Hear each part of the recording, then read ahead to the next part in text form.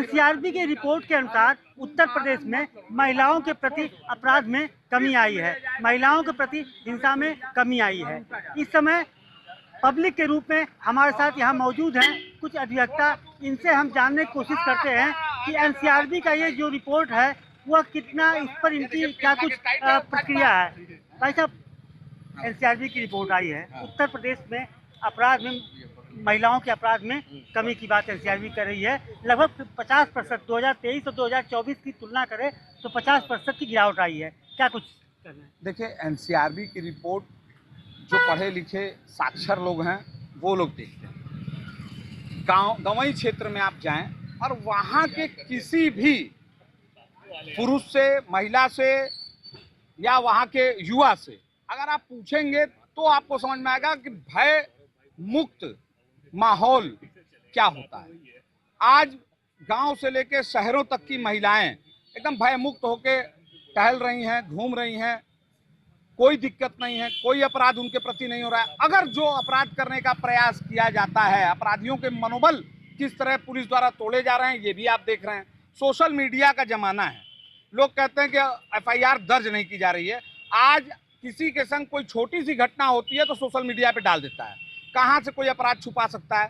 देखिए, अपराध रुकने के कारण क्या हैं? सरकार ने जो प्रयास किए हैं, हर जगह सीसीटीवी युक्त, आप चौराहे देख रहे होंगे, गली गली में सीसीटीवी लग गए हैं, तो अपराधी डर रहे हैं अपराध करने से।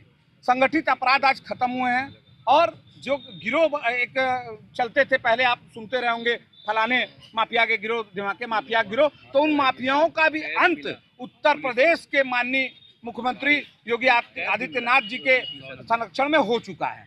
2023 और 24 की तुलना करें तो 50% जो है महिलाओं के प्रति अपराध में कमी आई है। और उत्तर प्रदेश में अगर अन्य प्रदेशों, केंद्र शासित प्रदेशों से लेकर अन्य प्रदेशों की तुलना अपराध को कम करने की बात है तो 24वें से लेकर के 18वें स्थान पे आ गया है।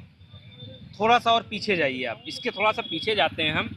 उत्तर प्रदेश में प्रशासनिक सुधार, पुलिस सुधार के क्षेत्र में समाजवादी पार्टी ने बहुत बेहतर काम किए थे।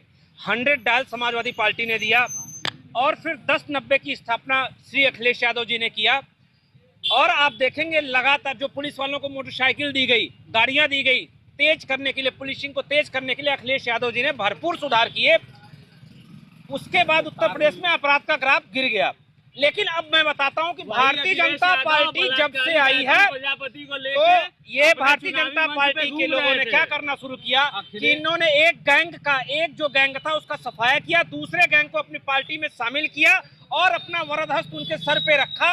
अब वो उनको समाज में उन्होंने संत का दर्जा दिलवा दिया। देखिए, वो तो सुप्रीम माननीय उच्चतम न्यायालय के निर्णय, माननीय उच्चतम न्यायालय के कठोर जो उन्होंने आदेश दिया उसके ऊपर है। दूसरी बात, जितने भी मैं आपको बताया ना कि डाटा इसलिए बढ़े नहीं क्योंकि एफआईआर दर्ज नहीं की जाती, पुलिस मुकदमों को लिखती ही नहीं है। आपका क्या कुछ मानना है? सबसे पहले तो पुलिस न्याय की भूमिका में तो आ चुकी है। हम सभी लोग अधिवक्ता हैं और पेशेवर अधिवक्ता हैं, सभी यहाँ जितने हैं सभी पेशेवर अधिवक्ता हैं। हम लोग क्रिमिनल की प्रैक्टिस करते हैं। विधि सम्मत देखा जाए तो एनकाउंटर, हाफ एनकाउंटर जैसी कोई व्यवस्था विधि व्यवस्था में नहीं है।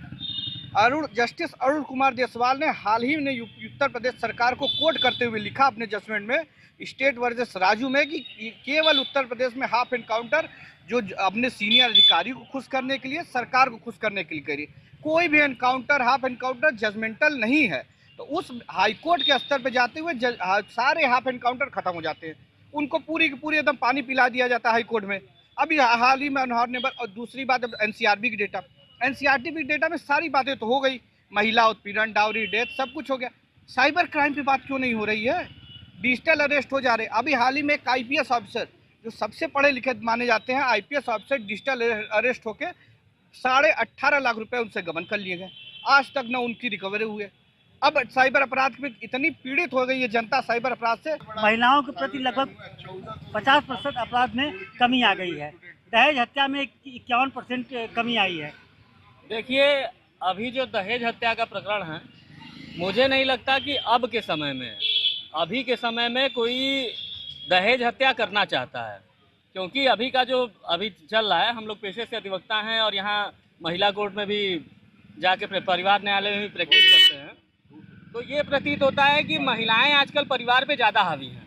जो नई नई लड़कियां आ रही हैं उनको कोई दहेज के लिए प्रताड़ित नहीं कर सकता, बल्कि वो स्वयं परिवार को प्रताड़ित कर दे रही हैं किसी भी मामले में। एनसीआरबी का जो रिपोर्ट आया है अपराध में कमी, इसको हाँ, नो डाउट अपराध में बहुत कमी हुई है, क्योंकि गुड गवर्नेंस और पुलिस पे इतना दबाव है कि अगर आपके इलाके में कोई घटना घटित हो जाती है, अगर सोशल मीडिया के माध्यम से भी पता चल जाता है, जो कि इस समय प्रचंड रूप अपना ले चुकी है, किसी के साथ कोई दुर्घटना, कोई गाली गलौज कर दीजिए, वो सोशल मीडिया पे वायरल हो जा रहा है और पुलिस को उस पर एक्शन लेना पड़ रहा है। बिल्कुल, लेकिन सीधे सीधे इनका कहना है एनसीआरबी का जो रिपोर्ट है इससे संतुष्ट नजर आया। उनका सीधे सीधे कहना कि निश्चित तौर पर एनसीआरबी की रिपोर्ट बिल्कुल एक मामले में सत्य प्रतीत होती, क्योंकि अपराध में उत्तर प्रदेश में कमी आई है, ऐसा कहना है।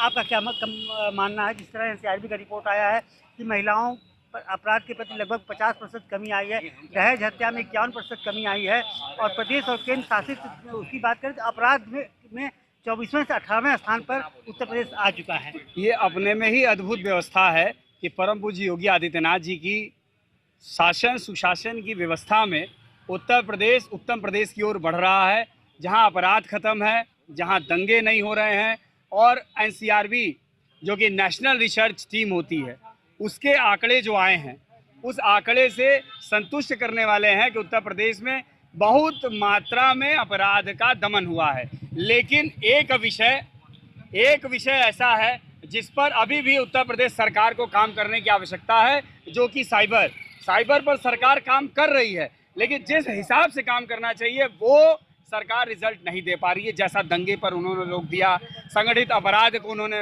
अपराध मुक्त कर दिया प्रदेश को, वैसे ही साइबर को लेकर के भी ऐसा ही कदम योगी आदित्यनाथ जी से सरकार से हम लोगों को अपेक्षा है कि साइबर पर भी काम हो, साइबर सेल में लोगों को भर्ती किया जाए, साइबर में चौकियों तक, पुलिसिया तंत्र में चौकियों तक साइबर अधिकारियों की व्यवस्था हो, साइबर एक्सपर्ट लोगों की व्यवस्था हो, क्योंकि आज भी जो पुलिसिया तंत्र है उस तंत्र को भी उत्तर प्रदेश की सरकार को सही करने की आवश्यकता है, क्योंकि भारत के केंद्र के गृह मंत्री अमित शाह जी ने आईपीसी को संशोधित कर दिया, सीआरपीसी को संशोधित कर दिया, बीएनएसएस कर दिया, और जो सबसे बड़ी पुलिसिया तंत्र है, जो अंग्रेजों के समय से पुलिस अभी तक काम कर रही है, 1861 पुलिस एक्ट जो है, उस पर भी सरकार को काम करने की आवश्यकता है, उस पर भी मूलभूत परिवर्तन करने की आवश्यकता है, क्योंकि पुलिसिया तंत्र जब तक ठीक नहीं होगा तब तक बहुतायत मात्रा में आप अपराध को रोक नहीं लगा सकते। मुख्यमंत्री जी के स्वजातीय जो अपराधी हैं वो तो स्वच्छंद घूम रहे हैं। और रुक जाइए, दूसरी बात अब मैं बता रहा हूँ,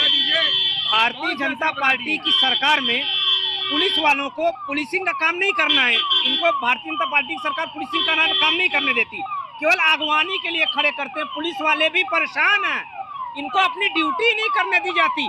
आप बनारस में ही देखिए, डेली वीआईपी लोगों को वीआईपी मूवमेंट में पुलिस वालों को ड्यूटी लगाई जा रही है। ये कहां से अपराध रोक पाएंगे? कम से कम सरकार इस बारे में सोचे, पुलिस सुधार की तरफ बढ़े, पुलिस वालों को भी उचित सम्मान देने का कार्य करे सरकार, पुलिस वालों को सम्मान देने का कार्य करे, और भारतीय जनता पार्टी की सरकार खुद गुंडे में व्यस्त है। आपने देखा कि एनसीआरबी की इस रिपोर्ट पर वाराणसी में पब्लिक के रूप में मौजूद वरिष्ठ अधिवक्ताओं का सीधे सीधे कहना, हालांकि कुछ अधिवक्ताओं एनसीआरबी की इस रिपोर्ट को स्वागत योग्य करार दे रहे हैं, वहीं कुछ पब्लिक रूपी अधिवक्ता जो है एनसीआरबी की इस रिपोर्ट को इस तरह से खारिज कर रहे हैं कि ये रिपोर्ट सही मायने में नहीं है, क्योंकि ग्राउंड जीरो पर मुकदमे एफआईआर दर्ज ही नहीं किए जाते हैं, और एसएचओ या पुलिस कर्मी जो है खुद अब न्यायिक की भूमिका में नजर आते हैं। Dinesh Kumar Mishra, prime news, Varanasi.